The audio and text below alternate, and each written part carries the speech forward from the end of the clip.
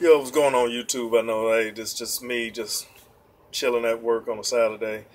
Just felt I need to talk to a couple things that I saw and, I hear about, in the news and just me going out of town and things like that.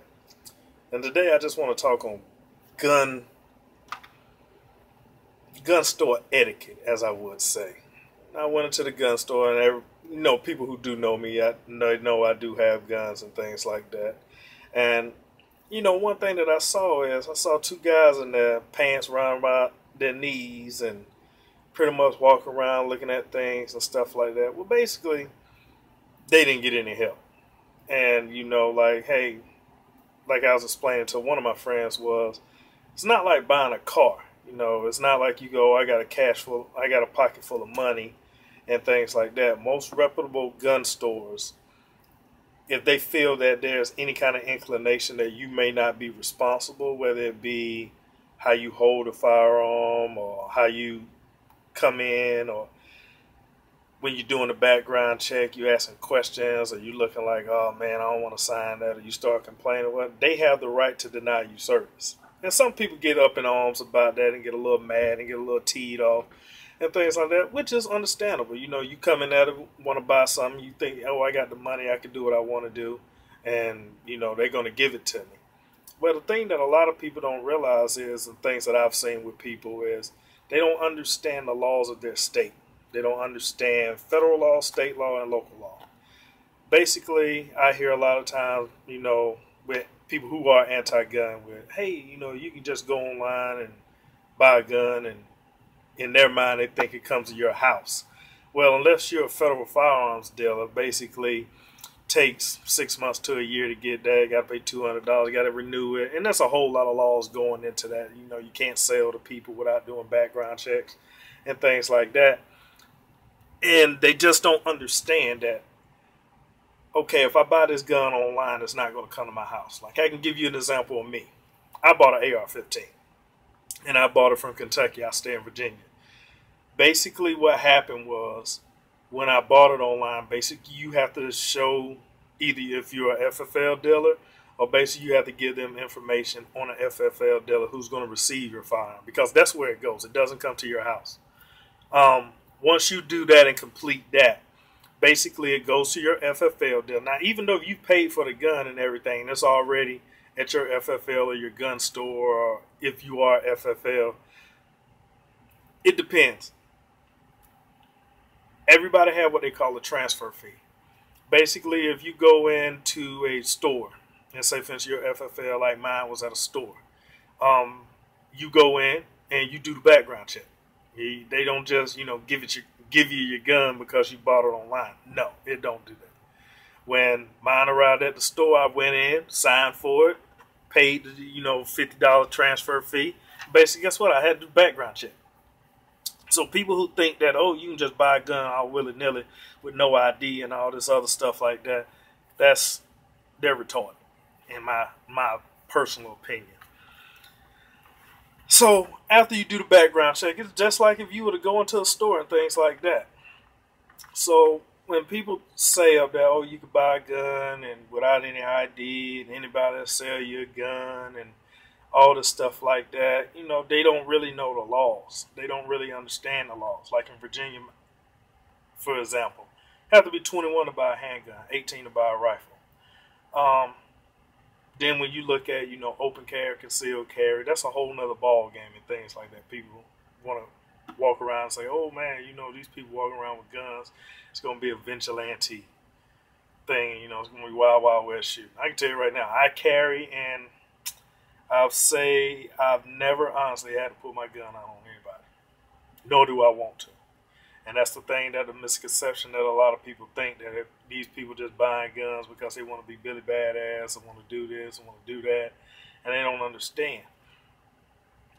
99% of us that conceal carry, we would rather not use our guns. I would rather de-escalate the situation. Trust me, I've been in situations where I could have pulled out and, set it off, as some people say. But that's where you have personal responsibility, and you have to understand that, hey, taking a life is not as easy as people think it is. Some people think that, oh, I'm going to shoot somebody and it all ends. And you don't realize when you shoot somebody, whether it's self-defense, murder, uh, first degree, second degree, or whatever, it's still homicide. And guess what? You're going to get investigated. No matter what. They're going to confiscate your gun. You're probably going to go to jail. If the grand jury feels that you didn't have justification, guess what? You're going to go to trial. That's more money in the thing that you have to shell out to prove your innocence and things like that. Now, don't get me wrong. I don't agree with everything that people do. I'm sort of an independent. You know, I'm not a left wing guy. I'm not a right wing guy. I care less. You know, the way I look at some of these people is it's all about money. So when you start thinking about certain things that you want to do and certain things that you want to accomplish in life, you need to sit up there and you be like, okay, how is this going to affect me, my family, my community, or anybody that I care about? Or if you got a heart, hey, your community in whole. You can't sit here and blame something such as a gun, which is an inanimate object. And I'll tell you right now, my guns are at home right now, locked up, and I've never came home and seen them walk around the house shooting up fire and anything like that. It don't work like that. To blame an inanimate object to me is irresponsible, just basically petty to me. You know, you want to sit up here because a gun looks like something or sounds like something or holds this amount of rounds and things like that. You want to demonize it. That's basically like me saying, oh, we got to ban any car that goes over the speed limit. So you want people to drive golf carts now. That's the way I look at it. Just because something looks like something or it can do something does not mean you have to just get rid of it or ban it or just say, you know, no, you can't have it because it could break a law. You know, a Ferrari goes, 200 miles an hour? And guess what? Hey, they're perfectly fucking legal. So you can't sit here and just be like, oh, yeah, we're going to ban this because it kills people. A lot of things kill people.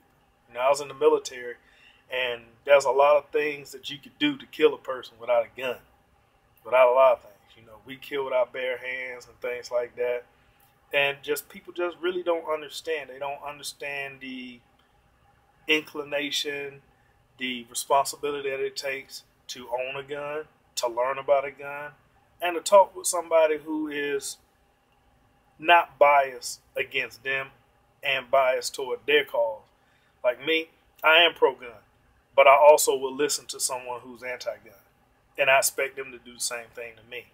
If you're going to ask me a question, I'd rather teach you about something that you don't understand than for you to sit up here and belittle me or call me a idiot or a dumbass or something like that because of something that I believe in.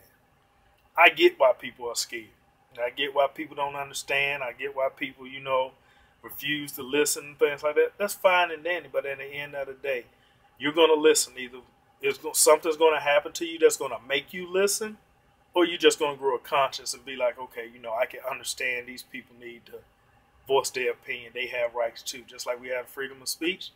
Sometimes you got to listen to people. Not saying you got to be an asshole, a dick towards somebody, but that's just my rant. And that's the things that I see on a daily basis that I see in my neighborhood, places that I go and walk around at, you know, people that I encounter with.